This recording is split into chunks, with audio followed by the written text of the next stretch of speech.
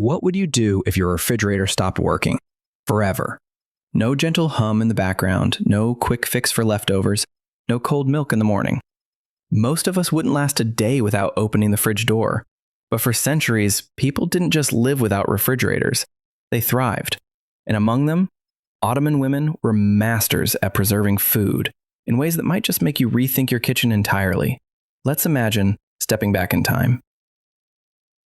You walk into a small stone house somewhere in 18th century Anatolia. The air is cool despite the heat outside. The thick walls help, but there's something else. You look around and see baskets of dried figs, bundles of garlic hanging from the beams, ceramic jars lining the walls, each one filled with something pickled, salted, dried, or submerged in olive oil. There's no sign of modern technology. No wires, no dials, no beeping. Yet everything is perfectly preserved, and everything has a purpose. Today we toss a head of lettuce in the fridge and forget about it. Sometimes it goes bad, sometimes we throw it away without guilt. But back then, wasting food was out of the question. Ottoman women knew what each season brought, and what each ingredient required to last through the next one. Their kitchens were not just places to cook, they were spaces of strategy, rhythm, and science without lab coats. One of their most brilliant tools was a simple, unglazed clay pot. These pots, porous and cool to the touch, were often buried partially in the earth or placed in shaded corners of the courtyard. Water was poured around them, and as it evaporated, it carried heat away, naturally lowering the temperature inside. It wasn't magic, it was evaporative cooling, and it worked. Cheese, yogurt, and even cooked dishes could be stored this way for a few days, protected from the sun and spoilage. Modern versions of this method are still used in arid regions around the world. The idea is timeless because it follows nature's own rules. If you find methods like this fascinating, give this video a like. It tells the algorithm you want to see more forgotten brilliance. When it came to vegetables and fruits, sun-drying was essential. In the height of summer, rooftops and courtyards turned into open-air drying rooms. Sliced tomatoes, eggplants, apricots, grapes, laid out on woven mats, flipped by hand, watched closely. It was a family activity. Children learned early how to feel the texture of something that was dry enough, but not brittle. Sun-dried produce wasn't just a treat, it was a necessity for winter meals. Rehydrated in stews or eaten as snacks, these foods carried the flavor of summer into colder months. And hey, if this part makes you nostalgic or curious, take a second to hit that like button. It keeps these stories alive. Pickling, for instance, was both an art and a daily habit. Jars filled with cucumbers, cabbage, even green beans floated in vinegar or brine. Every family had its own recipe, slightly more garlic here, more dill there. These pickles were stored in ceramic or glass jars, tucked into cellars, or kept in the coolest corner of the house. They weren't just condiments, they were vitamin-rich staples during the long winters when fresh produce was a memory. If you've ever pickled anything yourself, let us know in the comments. We'd love to hear your family tricks. Salt played an even more powerful role. Meats and fish were heavily salted and either hung to dry or packed tightly in clay jars.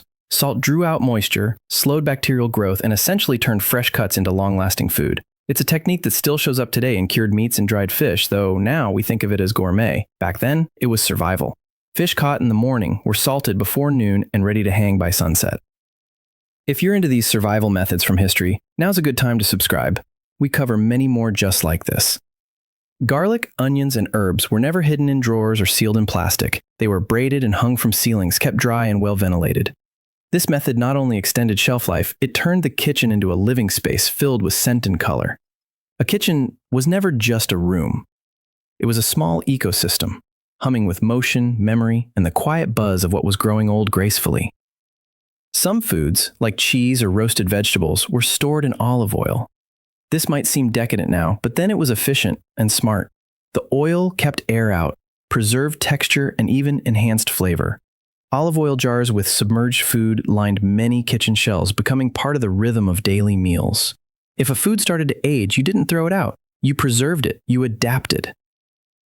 If you're enjoying this and want more slow living lessons from the past, tap that subscribe button and come along for more.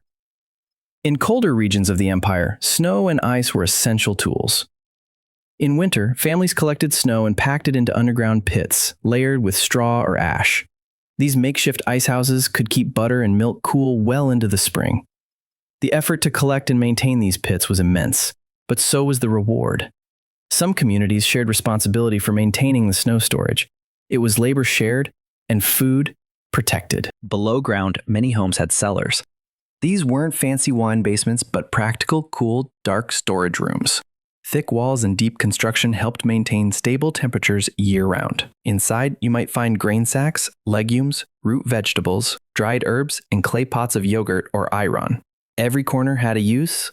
Even the coldest stones served to keep things fresher a little longer. The cellar wasn't an afterthought. It was an extension of the kitchen and the heart of the preservation system. Even milk, which spoils faster than most things, was handled with daily care.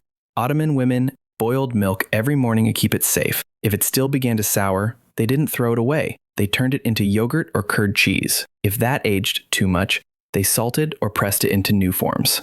Every step of spoilage was just another beginning. The cycle was respected, not feared. Are you starting to see the brilliance in this way of life? Like the video if it's opening your eyes like it did ours. Eggs were stored in surprising ways. Sometimes they were dipped in oil to seal the shell. Other times they were buried in sand or ash, layered carefully so that air didn't reach them directly. In this way, eggs could be stored for several weeks, even months, without refrigeration. The method depended on the season and the local climate. Adaptation was the rule. The genius of all this wasn't just the techniques themselves, it was the mindset.